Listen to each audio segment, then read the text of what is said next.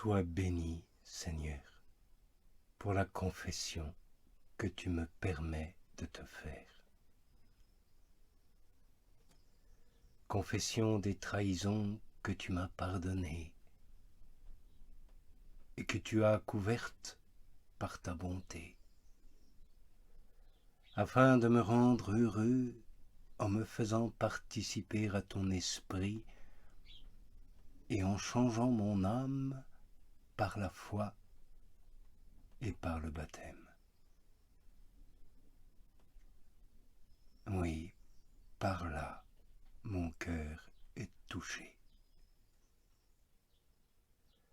Par là, je suis empêché de tomber dans le sommeil et l'assoupissement du désespoir qui me persuaderait que je ne puis sortir de mes habitudes corrompues, que je ne puis me réveiller en me faisant entrer dans l'amour de ta miséricorde, et que je ne puis ressentir la douceur de ta grâce qui donne de la force aux plus faibles en leur faisant reconnaître leur faiblesse et en s'appuyant davantage sur ta miséricorde que sur leur propre innocence qui n'est pas.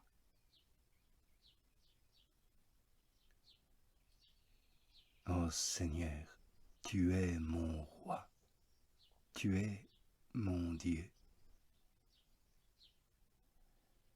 Que tout ce que j'ai appris d'utile soit consacré selon tes desseins. Si je sais parler, si je sais lire, si je sais écrire, si je sais compter, que tout cela ne soit employé que pour ton amour, pour ton honneur, pour ta gloire, et selon ta volonté. Ô Seigneur, agis en nous par ta grâce. Réveille-nous, rappelle-nous, échauffe-nous, élève-nous, enflamme-nous, et fais-nous sentir tes douceurs, afin que sans différer davantage, nous t'aimions et courions vers toi.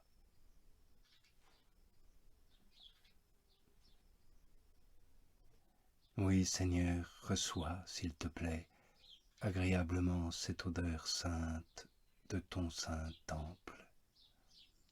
Aie compassion de moi, selon la grandeur de ta miséricorde, et pour la gloire de ton nom.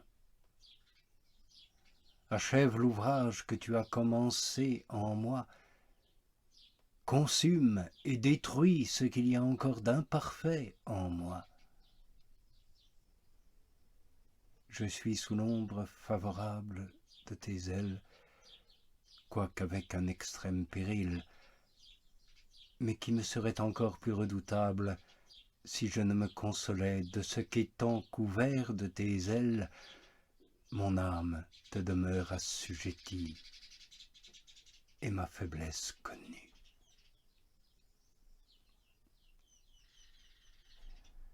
Ô Dieu Tout-Puissant,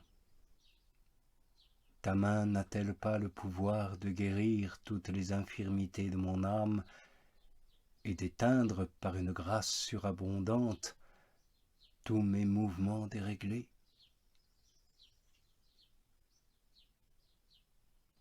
Tu augmenteras, Seigneur, s'il te plaît, de plus en plus les miséricordes dont tu m'as favorisé jusqu'ici, afin que mon âme, étant dégagée des filets de la chair et du monde, elle puisse te suivre. Parce que tu es tout-puissant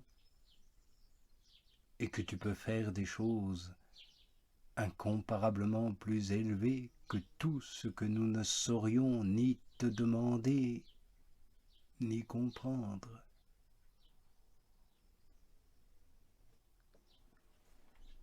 Et je ne crains point de te dire, comme un bon maître, quel je suis. Et je me réjouis avec une joie mêlée de crainte des faveurs que tu me fais. et je soupire pour celle qui me manque. Et j'espère que tu accompliras en moi l'effet de tes grâces, jusqu'à ce que tous mes sens, tant intérieurs qu'extérieurs, soient dans une pleine paix avec toi et en toi, et que la mort soit entièrement vaincue par la victoire que tu me feras emporter sur elle. Oui, souviens-toi, Seigneur, que si nous sommes poussière, c'est de la poussière que tu as formé l'homme. Et cet homme s'étant perdu par sa faute, tu l'as retrouvé par ta grâce. Et celui-là même dont j'admire les paroles que tu lui as inspirées ne pouvait rien de lui-même, non plus que nous, puisqu'il était poussière aussi bien que nous. Et je puis tout, dit-il, en celui qui me fortifie. Fortifie-moi, Seigneur, afin que je puisse ce que je ne puis pas moi-même.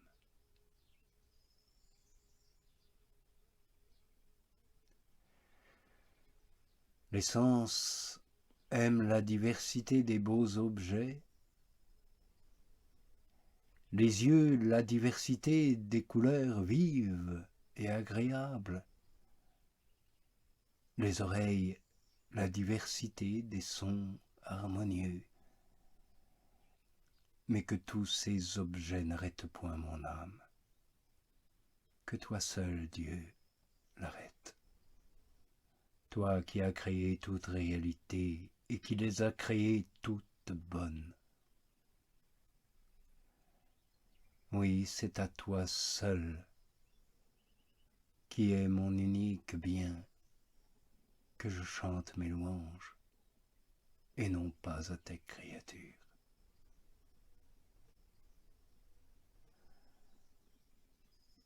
Car c'est en lui que j'établis avec raison la ferme espérance que j'ai conçue, que tu guériras toutes mes langueurs, par celui qui est assis à ta droite, et qui implore ta miséricorde pour nous. Car sans cela je me laisserais emporter au désespoir. Il est vrai que mes faiblesses sont très grandes, et en très grand nombre. Elles le sont, je l'avoue, mais le remède que tu peux y donner est encore beaucoup plus grand et beaucoup plus puissant.